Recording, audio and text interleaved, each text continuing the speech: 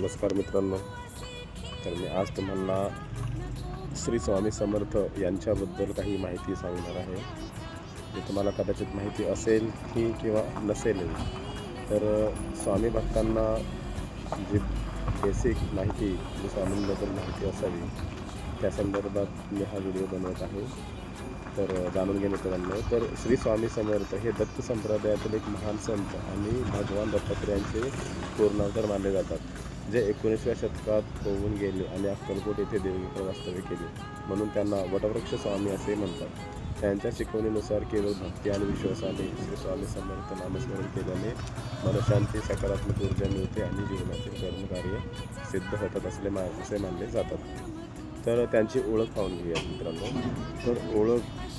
तर स्वामींची ओळख हे ते दत्तात्रेयांचे तिसरे अवतार मानले जातात, जे श्रीपाद, श्रीवल्लभ आणि नरसिंह सरस्वती यांच्यानंतर आले.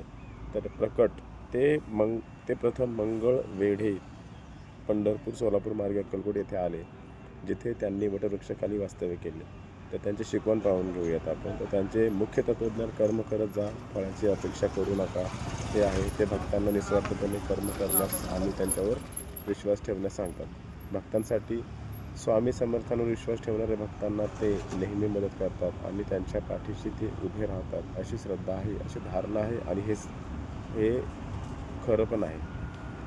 तर स्वामींचा मंत्र आहे श्री स्वामी समर्थ. हे त्यांचे प्रमुख नामस्मरण आहे, जे एक प्रभावी आध्यात्मिक साधना मानली जाते.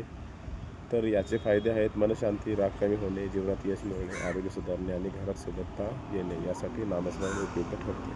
तर जीवन आणि कार्य. स्वामी समर्थांचे नामस्मरण मातापिता यांबद्दल निश्चित माहिती उपलब्ध नाही आहे, तरी पण ते स्वामी समर्थ हे आंध्र प्रदेशातील श्रीशैलम जवळील कर्दली वनात प्रकट झाल्याचे मानले जाते. त्यांनी अनेक शिष्यांचे मार्गदर्शन केले आणि त्यांच्या संकल्पमात्रेवर त्यांना कृतार्थ केले असे सांगितले जाते. तर ही होती स्वामींबद्दल छोटीशी माहिती.